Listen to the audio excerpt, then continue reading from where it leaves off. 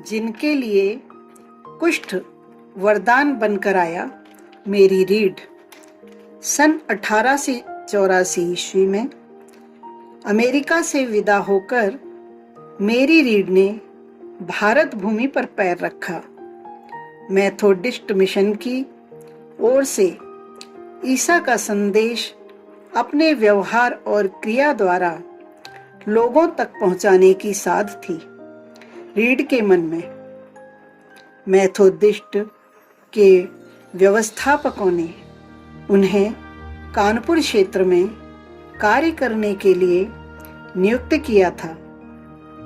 तुरंत अपने निर्धारित स्थान पर पहुंचकर वे सेवा साधना में संलग्न हो गईं। कहाँ तो अमेरिका की शीत जलवायु और कहाँ भारत की गर्म हवा। अमेरिका से आने वाले जलवायु के बदलाव से होने वाले परिवर्तनों को हानिकारक न होने देने के लिए आवश्यक प्रबंध करके चलते हैं।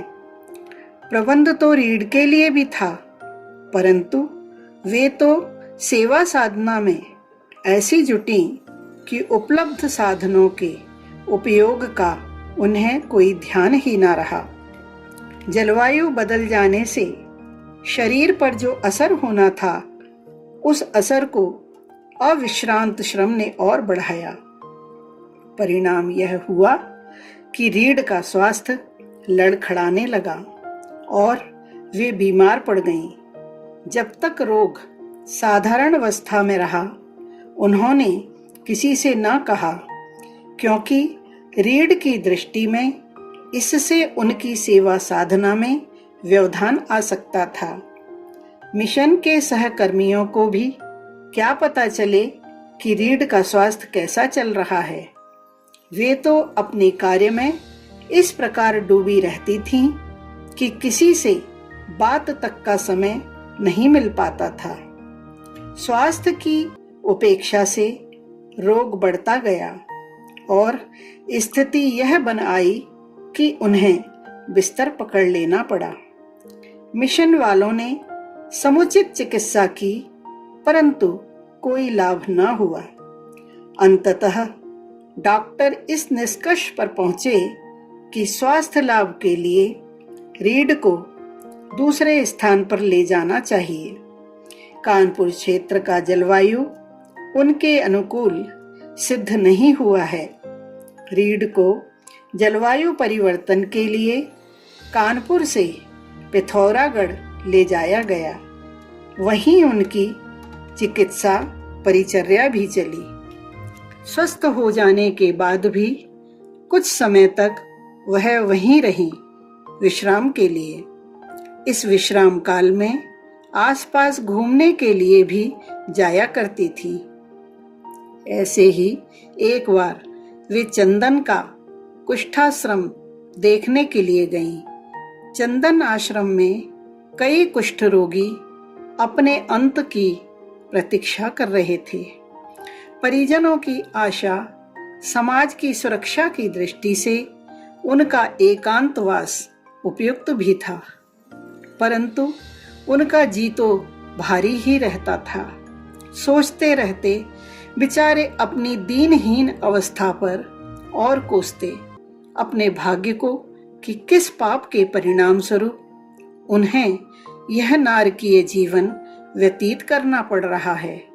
समाज और दुनिया से एकदम अलग कटा पिटा जीवन किसे रास आएगा। मेरी रीढ़ की आंखें सजल हो उठी और हृदय भर आया करुणा से। वे सोचने लगी, कुष्ठ रोगियों को शारीरिक व्यथा से अधिक मानसिक व्यथा भोगनी पड़ती है शायद। उनके चेहरों पर नैराश्य और अवसाद के छाए हुए काले बादल तो यही सिद्ध करते हैं। इस बात का सही अनुमान कैसे लगाया जा सकता है, यह तो पूरी तरह तब ही मालूम हो जबकि स्वयं इस रोग का शिकार बनना पड़े। काश मेरी रीढ़ ने एक दीर्घ निश्वास छोड़कर मन ही मन कहा, मुझे इन लोगों के बीच इन जैसी ही स्थिति में रहना पड़े तो मैं अपने माध्यम से इनमें जीवन की आशा ज्योति जला सकूं। धन्य है यह सेवा बुद्धि। स्वस्थ और निरोग व्यक्ति क्यों चाहेगा किसी प्रकार का रोग, परंतु मेरी रीढ़ सेवा के लिए, उपयोगी और सार्थक सेवा के लिए कामना करने लगी, आमंत्रण देने लगी ऐसे भयंकर रोग को जिसका शिकार होकर व्यक्ति सर्वाधिक प्रिय जीवन को भी त्यागने की कामना करने लगता है। स्वास्थ्य ठीक हो जाने के बाद मेरी रीढ़ कन्या छात्रावास की व्यवस्थापिका बनकर गोंडा गई। सहज वत्सलता और सेवा भाव रीढ़ के स्वभाव का अंग बन गए थे। वैसे भी रीढ़ का हृदय सामान्य जनों की अपेक्षा अधिक आर्द्र था, परंतु चंदगाराम के अवलोकन ने उनके हृदय में मानव सेवा के प्रति प्रगाढ़ निष्ठा जमा दी थी। गोंडा की जलवायु भी उन्हें रास नहीं आई, इसलिए मेथोडिस्ट मिशन ने उन्हें वापस अमेरिका बुला लिया अनिश्चित काल के लिए। अपने स्वभाव से विवश होकर रीढ़ कार्यावधि में तो विश्राम नहीं ले पाती थी। अमेरिका में कई चिकित्सकों ने उनके स्वास्थ्य का निरीक्षण किया, परंतु रोग समझ में नहीं आया। लाख प्रयत्न किए गए, परंतु स्वास्थ्य दिनों दिन बिगड़ता ही गया। स्वास्थ्य विशेषज्ञों और ख्याति प्राप्त डॉक्टरों ने भी उनका निरीक्षण किया, लेकिन कोई लाभ नहीं हुआ। एक दिन अचानक ही सीधे हाथ की उंगली में खुजली मची। रीढ़ ने खुजाना शुरू किया और गाल पर भी खुजलाहट आई। रीढ़ ने यहाँ भी खुजा लिया। अंगुली और गाल का वह हिस्सा विचित्र ढंग से लाल पड़ गया। फिर वे चिकित्सकों की शरण में गईं। डॉक्टरों ने खतरे की संभावना कम करने के लिए अंगुली और गाल के लाल हिस्से की चमड़ी निकाल दी, पर मेरी रीढ़ को इससे पूरा संतोष नहीं हुआ।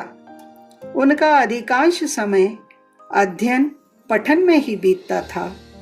एक बार वे पास के पुस्तकालय में कोई पुस्तक उलट पुलट रही थी कि एक अध्याय में वर्णित रोग के लक्षणों से अपनी तकलीफ संगति खाती लगी। उन्होंने पुनः डॉक्टरों के पास जाना शुरू किया, परंतु कोई भी डॉक्टर सही निष्कर्ष पर नहीं पहुंच पा रहा था। अंततः उन्होंने न्यूयॉर्क जाकर अपने आशंकित रोग के विशेषज्ञों से परामर्श किया और जांच करवाई। आशंका सच निकली।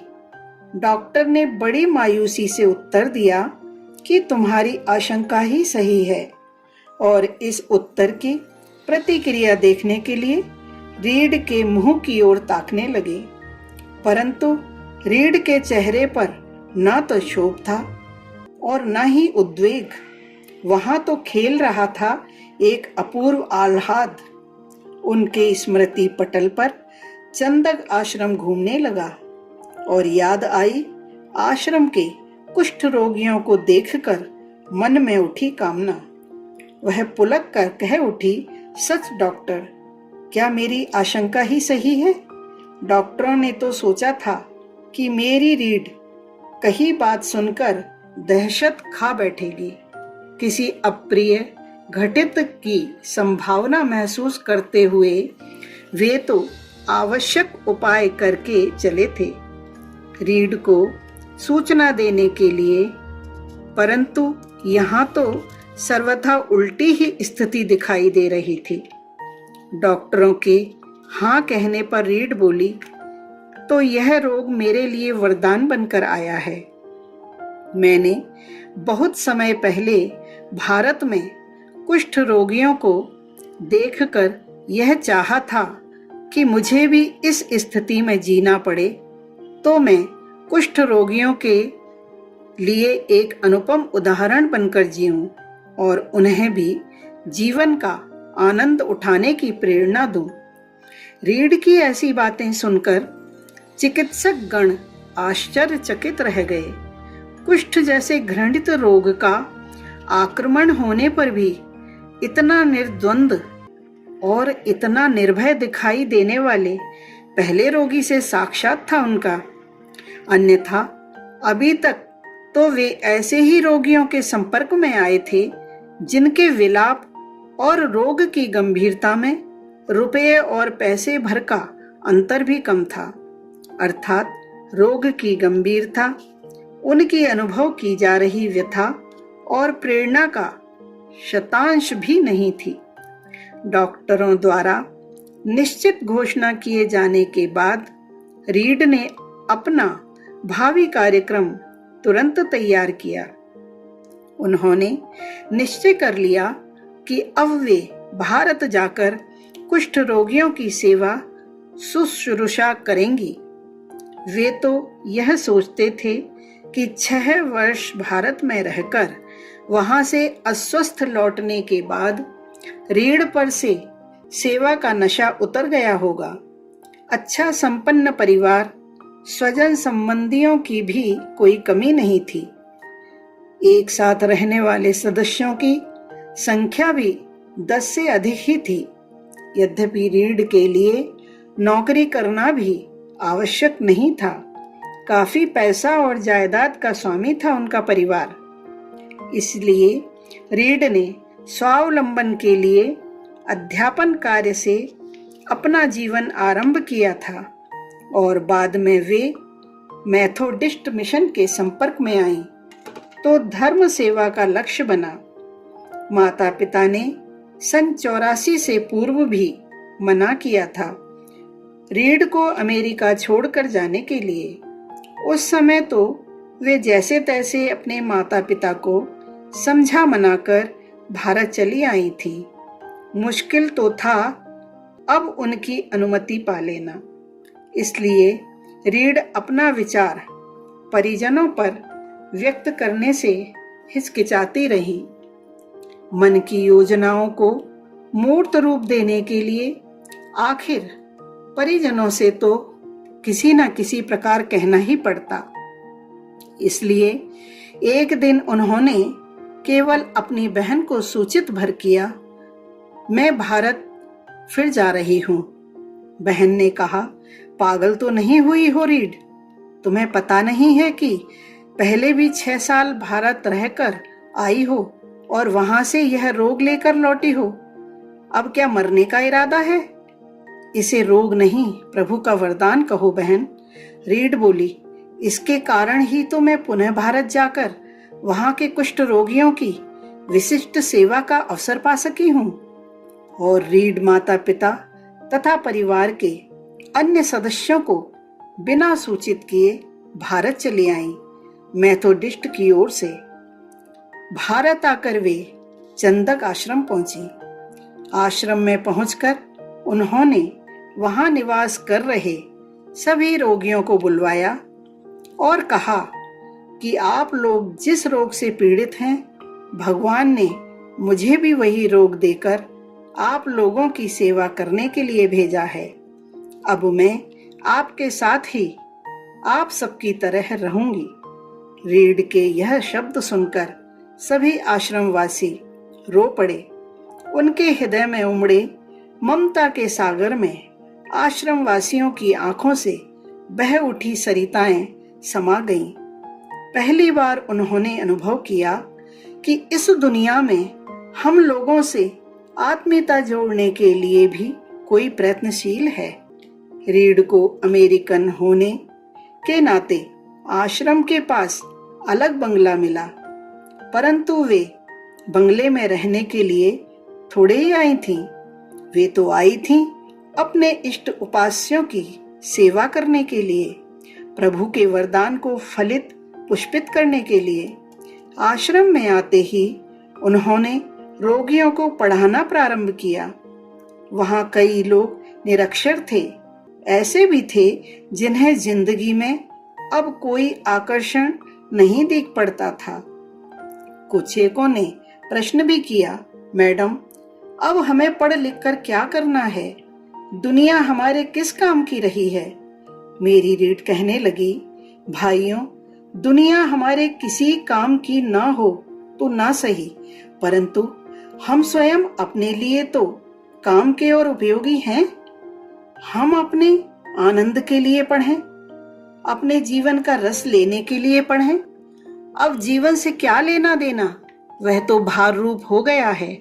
कोई कोड़ी कहता और रीढ़ बड़े प्यार से उत्तर देती, जीवन परमात्मा की धरोहर है मेरे भाई। जब वह उचित समझेगा हमसे वापस ले लेगा। जब तक उसकी अमानत हमारे पास है, हम उसे व्यर्थ क्यों समझें? रीढ़ की बातें सच्चे हृदय और निर्मल मस्तिष्क से निकलती थीं, इसलिए वे आश्रम वासियों के अंतःकरण में बैठती जाती।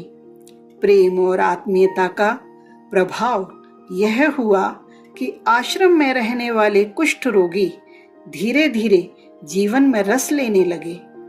मेरी रीढ़ उन्हें पढ़ाती, उनके साथ गाती, उन्हें धर्म के उपदेश देती, उनके घावों को धोती, पोंछती और उन पर मरहम लगाती।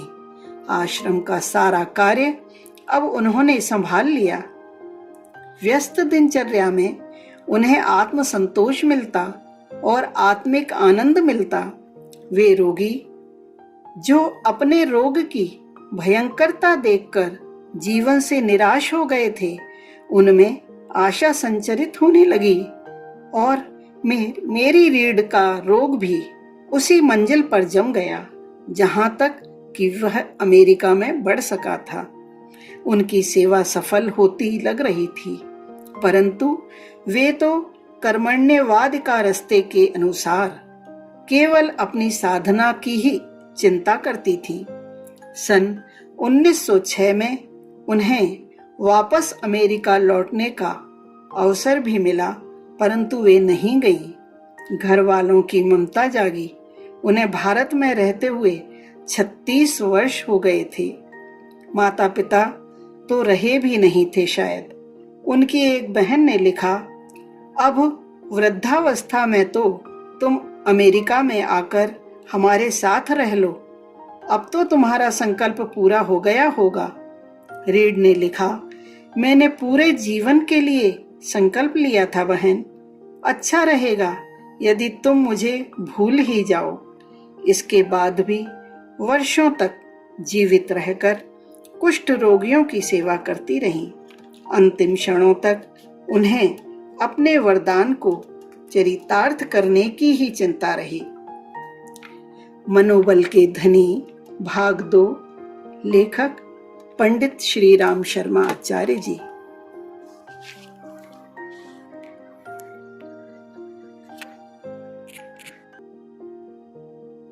विचार क्रांति दूत YouTube चैनल को सब्सक्राइब करें एवं अगली वीडियोस प्राप्त करने के लिए बेल आइकन दबाएं। धन्यवाद।